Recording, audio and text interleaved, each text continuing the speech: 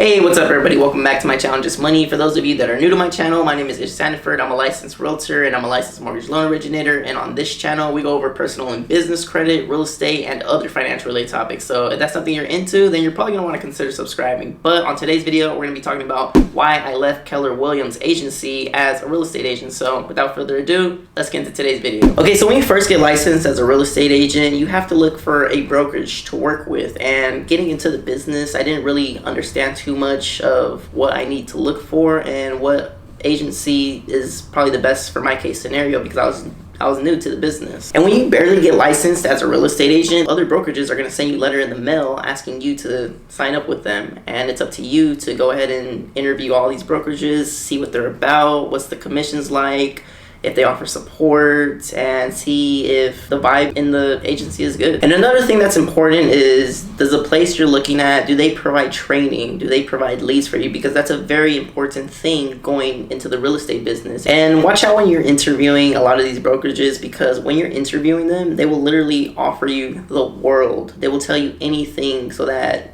you can sign up with them. And then you being a new real estate agent, you really don't know too much, like, when you're first getting into the business, so you're not going to know any better. So just make sure when you begin to start interviewing brokerages, make sure that they have that what you are looking for. Like, make sure the energy in the room is right, and make sure all the other things that you're looking for work as well. Now, the reason why I went with Keller Williams, because I was actually referred by a friend to go with Keller Williams, because I really didn't know too much about real estate agencies or anything, and I just knew that my friend was there before. Granted, he didn't like really close anything, but he was there, so he was kind of like my referral to go in. So I went in and I interviewed with one of the recruiters, and she was basically giving me the whole rundown of what's going to happen, what I need to do, and etc, etc. And again, I didn't know too much going into the business, so everything sounded fine to me in the beginning. They offered me training, and I always heard that Keller Williams had like a pretty good training system. They offered me training, they offered me marketing, they offered to provide leads, and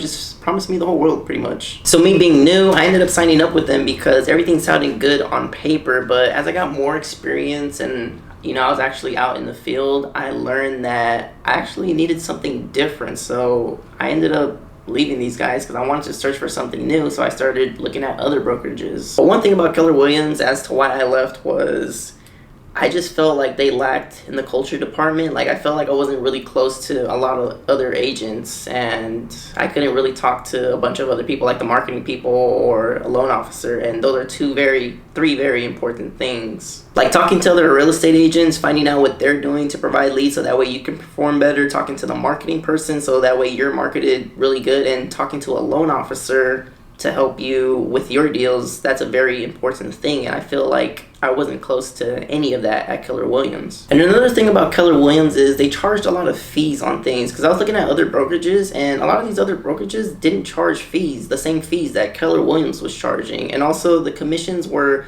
a little different than what other brokerages were offering. So it's up to you to figure out kind of what you want in a sense. So basically just know that the bigger the name, then the more fees they're going to charge because of that name. And also keep note, guys, that each Keller Williams is independently owned. So I can't speak for every Keller Williams out there, just for the one I was at from my personal experience. But one thing I found was a lot of different agents weren't like around my age, and I kind of wanted people around my age that were just getting started into the business, because I felt like the people around my age, they understand like social media, like Instagram, TikTok, YouTube, and how that kind of side of the marketing works. And not that they don't understand social media, but since they've probably been in the business for a whole lot longer than I have, then they probably don't need social media. And I feel like someone like me needs social media getting in, so that way I can market myself. And I felt like people around my age group were kind of doing that, and they kind of understand social media marketing. And also, I don't know how it is with different offices, but one thing I noticed about this particular office that I was at was they only had one in-house mortgage loan originator, and I've kind of seen other brokerages have multiple mortgage loan originators in their office. So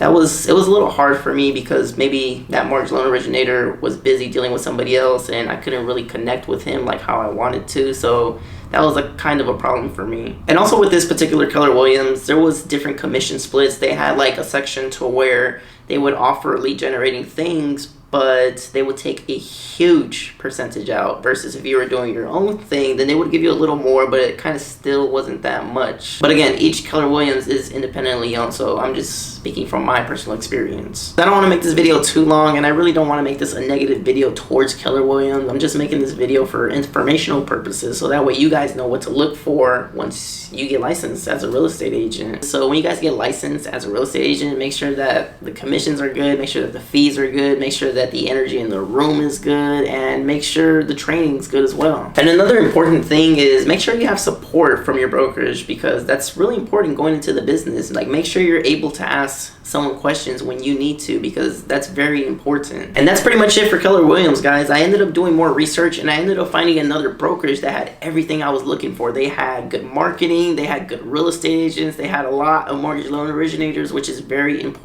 And it's very important to be everybody's friend. And I felt the culture over there was just way better, and you know, it was my type of vibe. So I ended up signing up with Ambiance Realty. They have plenty of brokerages throughout Southern California, and they're really huge on marketing, and I'm really huge on marketing. I mean, you guys are watching a video of me right now, so that just goes to show in itself, and that's what these guys are doing as well. So that's the kind of energy that I was looking for. So if you guys are interested in seeing on how my journey is, then feel free to subscribe. I would definitely consider subscribing. If you guys are looking to be real estate agents, then follow me down the road, because there's going to be plenty of real estate content. I'm still going to be making other content on credit cards and mortgage loans and that kind of stuff. So if you're interested in that, then I would definitely consider subscribing. If you guys made it to the end of the video, we were at 10,540 subscribers at the time of this recording. So I do appreciate all who watch. I do post every Sunday and Wednesday, 7 a.m. Pacific time. If it's not 7 a.m., then it will most likely be before 7 p.m. And again, we talk about personal and business credit,